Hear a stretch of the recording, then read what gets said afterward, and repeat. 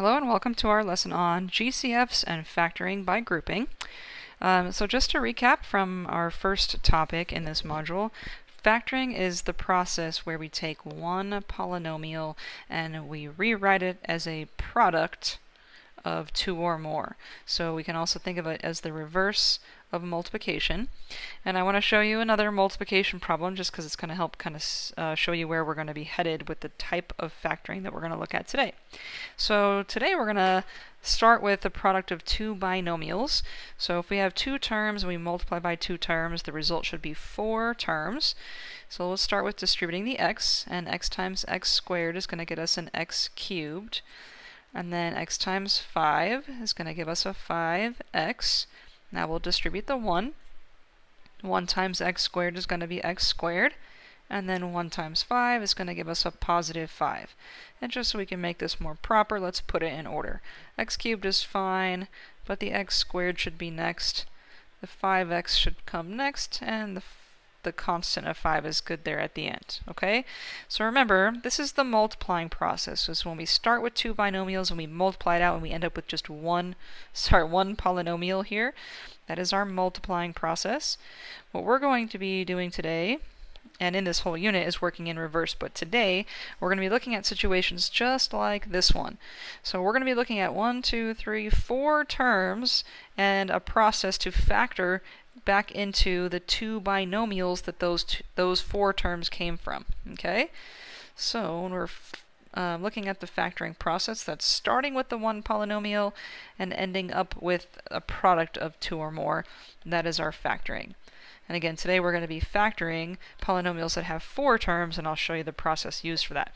But before I can show you that process, there are a couple of other things we need to know about greatest common factors. So we touched on them in the last topic, but we need to add to the things we need to know about those greatest common factors. So as I mentioned last time, the first step in any of the factoring processes that we're going to look at is to find and factor out a GCF if that's possible. And then we're going to try to continue after that. But the GCF, we said, was going to be the largest number and or variable that divides evenly into each of the terms in a polynomial. And then here are the two new pieces. Okay, let's look at example 1. So if we look at example 1 here, just based on what we talked about in the last topic, if we were looking for our greatest common factor, we would ask ourselves, all right, what's the biggest number that goes into 4, 16, and 12? And we would say 4. And then how many x's do we have in common? Well, if there are 3 here, 2 here, and 1 here, they're going to have 1 in common. So we would say our GCF is going to be 4x, and then we would divide that out. And we'd have a negative in front of our x squared left, and then a positive 4 in front of an x left, and then a positive 3, and no x's left. And that answer technically isn't wrong. But what's going to happen is the GCF is just going to be the first step in factoring, and eventually, after we take out the GCF, the leftover piece here, in this case this trinomial, is going to be something that we continue to factor further. And when we continue to factor further, having a negative in front of our first term is going to create some problems for us. So as a rule, if the first term in our polynomial is negative, we want to factor that negative out before we do anything else. And if there's other things the terms have in common, we want to take that negative out with that GCF. So in this particular case, what we want to do is not factor out a 4x, we want to factor out a negative 4x. Okay? So I'm going to show you that again. Let's clean this up a little bit. So if one of the rules we need to add to GCFs is when the first term of the polynomial is negative, then we're going to make the GCF that we take out negative. Only when the first term is negative. The others can be negative, but that first term being negative creates issues for us as we continue. Okay? So again, if we were looking at number 1 here, we would have said that they all have a 4 in common and they all have an x in common. But because the 4 is negative, we want to make the GCF negative. And we're going to divide now. Just be careful because we're dividing by a negative, so all of our signs inside will change. A negative negative is going to make this a positive 1 in front of our x squared. And remember, that's going to be an optional 1. And then 16 divided by negative 4 is going to be a negative 4 with an x left. And then 12 divided by negative 4 is going to make a negative 3 with no x's left. Okay? So same thing then for number 2. For number 2, the biggest number that goes into 6, 18, and 6 is going to be 6, and because the first term's negative, we're going to make this a negative 6 that we factor out. And we've got 2 x's here, 1 here, 1 here, so we can take out 1x. And then if we look at y's, we've got 3 here, 2 here, but only 1 here, so we're going to take out 1y. Alright, so now if we divide this out, negative 6 divided by negative 6 is positive 1. And then if I divide on an x and a y, I'm going to have an x left and a y squared left. And again, this is an optional 1. You can totally leave it there, just, I don't know, I feel like it's a little simplistic to leave it there, but you totally can, it's totally fine. Alright, 18 divided by negative 6 is going to be negative 3, and then if I factor out an x and a y, I'm going to have just 1 y left. And then negative 6 divided by negative 6 is going to be a positive 1. And if I get rid of an x and a y, there are no variables left here. So this is one of the cases I mentioned at the end of the notes yesterday. Here, I got rid of the 1. I don't need the 1 there because the x and the y squared hold the place of the 1. But in the last term, since the variables go, the 1 has to stay there to hold that place. Remember, if you start with 3 terms, then in your parentheses you should have the results of dividing all 3 of those. So there should be 3 results inside of the parentheses. Okay? Alright, how about this guy? If we look at number 3, what's going to go into those 3 terms? So the coefficients 5, 3, and 2, what do they have in common? Well, the only thing that goes into them is a 1. And the first 2 terms have x's, but the third one doesn't. So the only GCF for this problem is a 1. Now, even though the terms have nothing else in common, because the first term is negative, we still need to factor that out. So even if there's nothing else in common, that negative 1 would have to be factored out. Change to blue. So we're going to factor out a negative 1. And if I divide all those terms by a negative 1, that's going to give me a positive 5x squared, a positive 3x, and a negative 2 left. Alright, so even if there's no other GCF, when that first term is negative, that negative has to come out. Okay? If you're feeling confident here and you can handle the negative, go ahead and pause the video and give yourself a chance to try this next one out. If not, let's see, the biggest number that goes into 14, 21, and 7 is going to be 7. Because the 14 in front there is negative, we're going to make that a negative 7 that we factor out. And the smallest exponent I see on x's is x to the first. So x to the first is going to factor out as well. So let's divide. Negative 14 divided by negative 7 is 2. And we're going to have x to the third left. 21 divided by negative 7 is going to be negative 3 with x squared left. And then 7 divided by negative 7 is going to be a negative 1 with no x's left. So again, that 1 is going to have to be in there to hold the place of that last term. Okay? Alright, so one of the rules we got to be careful with GCFs is if the first term's negative, we got to factor that negative out with the GCF or with a 1 if there is no other GCF. Okay? Now hopefully you're seeing something different happening in the next 4 problems. What do you notice about the next 4? Well, we have parentheses in there already, which sort of makes it look like it's factored, but what we're doing is the same thing we were doing before. We are looking at what each of the terms in our polynomial has in common. It's just what they have in common looks a little different. So the first question I have for you is like this number 3 here. Okay, I know there's 1 minus 2 plus a third term. It's really clear to me that there are 3 terms in that polynomial.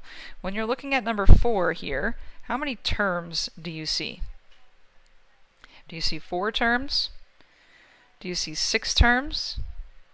Anyone seeing 2 terms? Well, the correct answer is that there are 2 terms in this expression. Remember what separates terms is addition or subtraction. Pluses and minuses separate terms. So the fact that we have this x right next to the parenthesis here, that x being connected with multiplication keeps this all together as a single term. And again, 7 is being multiplied by the x plus 2, so this product keeps this all together as one single term. Okay? So if all we're looking at is 2 terms in this expression, what do the 2 terms have in common? Well, let me back up a little bit. Some of you might have been thinking, well, why don't we just multiply this out? Was anyone thinking that? Might have been your instinct to want to distribute here. How come I didn't do that? How come I didn't just distribute and distribute here and call it a day? Well, remember, multiplying, distributing, that's the opposite of what we're trying to do. It's the reverse of what we're trying to do. We're trying to factor and not multiply. So even though your instinct might be telling you to multiply, we're really looking for what does this term have in common with this term. Well, hopefully you can see that both of the terms have an x plus 2. So in the same way we can factor out a -1 that all the terms have in common, or we can factor out an x that all the terms have in common. If the two terms both have an x plus 2, that can be factored out as well. So how will this look? If I factor out the x plus 2, now it's multiple terms, so I want to keep them together in the parentheses there. If I factor that out from the first term, what's left? If x plus 2, let me just show you again here. If x plus 2 gets factored out of this term, what's going to be left is an x. And if x plus 2 gets factored out of this term, what's going to be left is a 7. So the x plus 2, that piece, gets factored out, and what's left? The x and the plus 7 is what goes in the parentheses. And there it is. That's going to be our factored answer. Now, just so you can see that these two expressions are in fact saying the same thing, if I was to multiply, I would get an x squared and a 2x, an x squared and a 2x, and I would get a 7x and then a plus 14, a 7x and then a plus 14. If I did that here, x squared and 7x, and then 2x and 14. So not the exact same order, but these are the same four terms. They are equivalent, okay? So the next piece that we need to understand about GCFs is they don't have to be single terms. Our GCF could be a binomial, a trinomial. It can really be any size polynomial. So a GCF can be a monomial. That means, remember, a single term. It could be a binomial, which means it has two terms. I guess I should put one here. And it could be a trinomial with 3 terms. It could be any size polynomial as long as all of your terms have that thing in common. Okay, so here, again, what we have in common is an x plus 2. That's what we have in common. So we're going to factor out that x plus 2. And if that's gone, what's left? What's left is an x here and a plus 7 here. So x plus 7 goes next. And that's that. Okay, so then we could do the same thing with number 5. What do they have in common? They've got a 2x minus 5 in common. So I'm going to factor out that 2x minus 5. And what's left is a 3x and a plus 4. So a 3x and then a plus 4. And then here, what do we have in common? We have an x minus 3 in common, so we factor that out.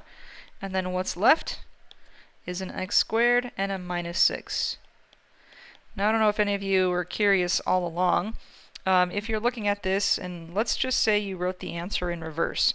If you had put the x squared minus 6 first, and then put the x minus 3, would your answer still be correct? Are these the same? Well, think about, this is multiplication, right? Multiplication of two binomials, but think about regular multiplication. If I said multiply 5 times 4, and then I switched that around and said multiply, or sorry, 4 times 5, and I switched that around and said multiply 5 times 4, have I changed anything? Well, the result of both of these is 20, right?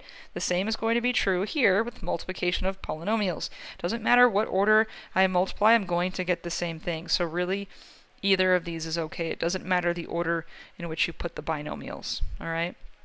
So both of those would have been fine. All right, so real quick, if you want to try this one out, pause the video and give it a shot. If not, we've got a 3x plus 1 in common here, so let's factor that out. And then what's left is going to be an xy and a minus 1. So xy minus 1, and there you have it. Okay? So the other piece that we had to know is that the two pieces we had to add to our knowledge about GCFs is if the first term's negative, it comes out, and GCFs can be any size of a polynomial. And that's going to be helpful here. So before I give you some steps, let's look at problem number 7. If I said to factor that polynomial, the only tool for factoring we have right now is greatest common factor. So if I look at all 4 of the terms, is there something that all 4 of these terms have in common? Well, the only number that goes into 2 and 3 is 1, so that's a no. And the first three terms have x's, but the last one doesn't. So other than 1, these 4 terms have nothing in common. So this is no good, except we have this process where we can be a little tricky about this. The process that we are going to use to factor this is called grouping. Okay?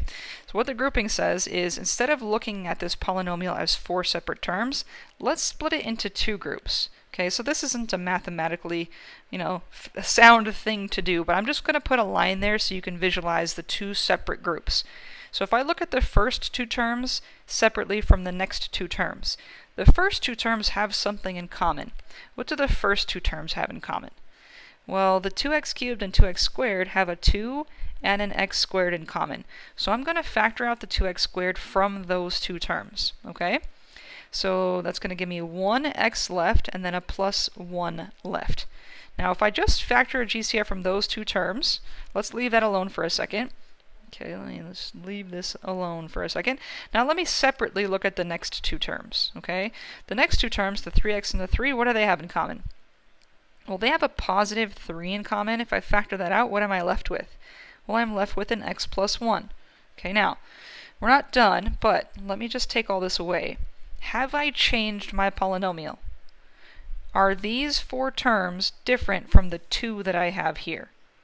Well, in fact, they aren't, because if I went to remultiply this, there's 2x cubed, there's 2x squared, there's a plus 3x, and there's a plus 3, right? So far I'm in good shape. I haven't changed anything. Now, why is it helpful to have split that into 2 groups?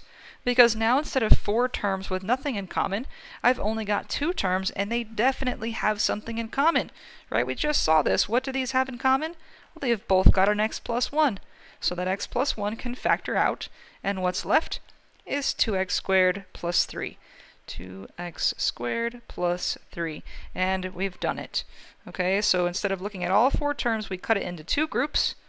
We took out the GCF from the first group, we took out the GCF from the second group, and then that created a binomial GCF that we were able to factor out. Okay, so we call this process grouping. Hopefully that name makes sense. And I started by just drawing a line to cut the polynomial into 2 groups of 2. And again, that's not really a mathematical thing to do. That's just more visual so that you can see or separate the first 2 terms from the next 2 terms. So then what we're going to do is factor out the GCF of the first group and then factor out from the second group. So factor out the GCF from each group. And that's going to get us to this point where then we have a binomial GCF that we can factor out. So then we factor out the binomial GCF. And the remaining terms, which would have been the 3 and the 2x squared, write the remaining terms in parentheses as a product, just like we did it on the last 4 on the front. Okay? So let's look at number 8. 4 terms have nothing in common. So if I just try to take a GCF from all 4, I'm not in good shape. I can't. But so let me split this into 2 separate groups, because the first group has something in common. The first group, we've got an x squared in common. So if I factor that out, I'm going to be left with an x and a minus 3. And then the second group, 2x and 6, they have in common a positive 2. So if I factor that out, I'm going to be left with a matching x minus 3. So now we're in good shape. Now I can factor out the x minus 3. And then what's left is an x squared plus 2. Is an x squared plus 2, and that is my factored answer. I took my one polynomial and rewrote it as a product. And remember, you can check your work, and you don't need to do this every time, but just so you can see, that's x times x squared gets me x cubed, x times 2 gets me this 2x, negative 3 times x squared gets me this negative 3x squared, and negative 3 times 2 gives me this negative 6. So if we wanted to multiply it back out, we could absolutely verify that we factored correctly. Okay? So if you're feeling good about this is, again, a good opportunity for you to pause the video and try it out. Otherwise, let's see. No GCF for all 4 terms. So let me cut this in half, because the first 2 terms have something in common.